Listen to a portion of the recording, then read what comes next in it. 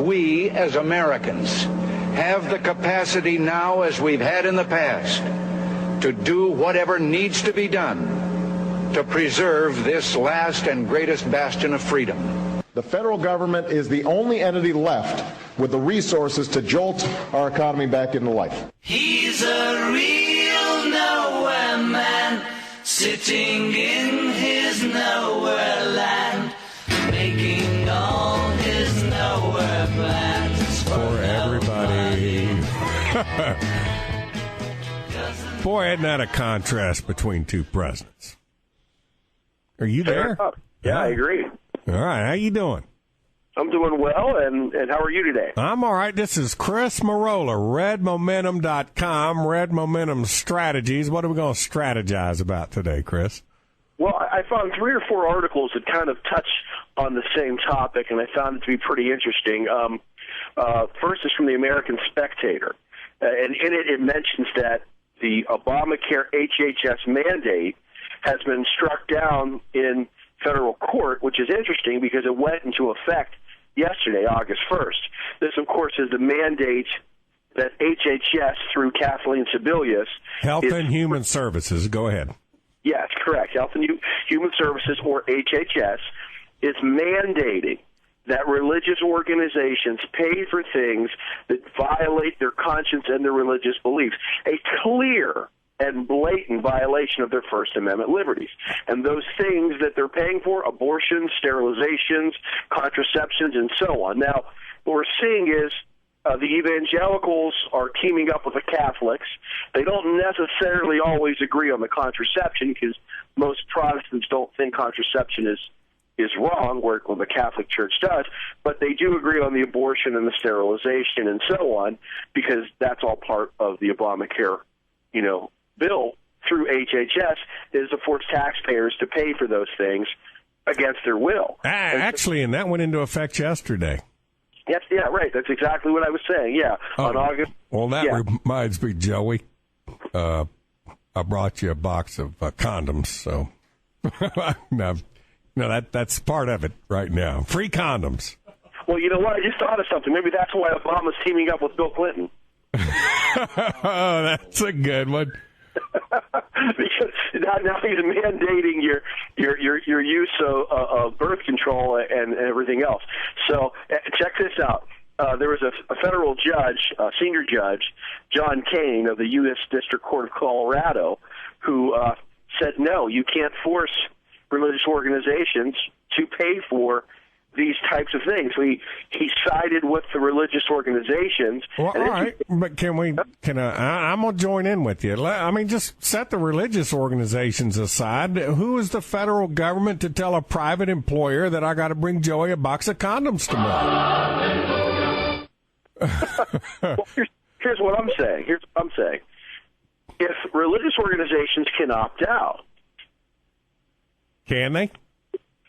It appears so. Here's what I'm thinking. Well, what about an employer? Suppose I don't want to bring him a box of condoms tomorrow. Not that he's working for me, but I'm just saying we're associates. Working after abortion pill either. That's also included. Here's what I'm thinking. With John Roberts, going off on this bizarre ruling and channeling the spirit of David Souter in his ridiculous decision back in June. Here's what I'm wondering.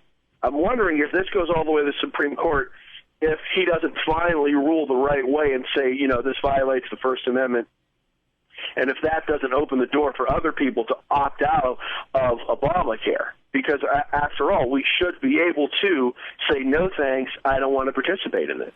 Well, with all these free condoms, people are going to wind up finding all kinds of uses. I remember, like the little balloon thing, animals that the clowns make. They'll be using condoms for that, and well, that's they'll have to throw the condoms and dunk the guy contest. I mean, because they're going to be free. Well, with Obama and Bill Clinton teaming up, maybe they'll shape them like donkeys. Well, he's found a new toy. He's wearing it out. So I apologize. I do like that South Park one though. You can play that one. That's pretty. What? But that's a pretty funny one. Well, okay. Another, I guess, consequence of the Obamacare, we're starting to call it the Obamacare mandate tax, now that it's being called a tax.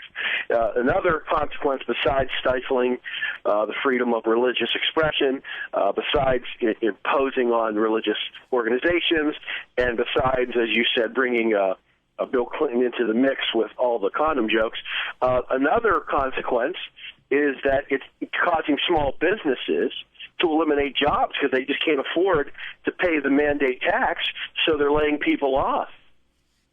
Yes. Well, not only that, I mean, but everything goes back on business. Almost everything. This is a tax on businesses. Right. Yeah, absolutely. And how about that video I sent you, since we're talking about business? The difference between the state of Virginia and the state of Maryland. Did you see that? I did. That was very well done. And if I had that wiretap studio working, I was actually going to play some of the sound bites, but I'm working with technical support on that one. It's an app. Well, that's an app that on my Mac, and I thought was funny. I sent them an email. They know they got a problem. It's incompatible with Mountain Lion, Apple's 10.8 OS, and I get back this email. Sorry about the difficulties. It's not fully compatible. I had to reply back, not fully compatible. It crashes the computer whenever I open it up. I'd say that's an understatement. Well, here I thought you were blaming Joey for not getting the video up in time. No. It's wrong. It's wrong. All right, go ahead. Well, the difference is, Virginia, they cut taxes, they reduce government, their economy's booming, and so is their population because they have jobs. Maryland's the complete opposite. They've raised 19 different taxes, and check this out, they're losing population. They've lost hundreds of thousands of people have left Maryland. Jobs are gone because taxes have gone up. I mean, when will these people learn? It's such a simple concept.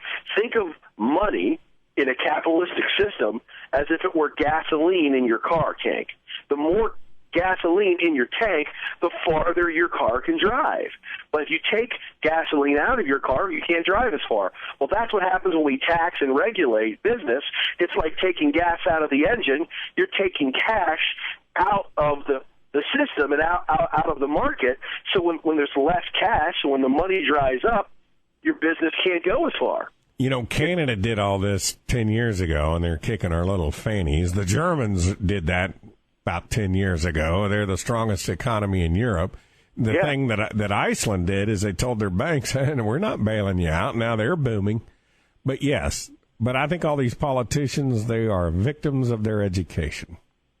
Oh yeah, you mean they go to the liberal education type of systems? They're taught all of this redistribution of wealth and so on. Exactly, they're victims of their education. Yeah, that does make sense. It's about time people start learning about Milton Friedman and free enterprise capitalism, because that's what really works. In fact, it's the only system. Free enterprise capitalism is the only economic system that creates wealth. Every other economic system takes wealth and just keeps, redistributing it like a shell game, kind of like a game of hot potato. Only capitalism can create wealth out of nothing. Chris Marola, ladies and gentlemen. Chris, it's a pleasure, guy. Thanks so much. Talk to you tomorrow. You know it. We'll be back with Les Rayburn. We're going to be talking a little liberty here in a minute.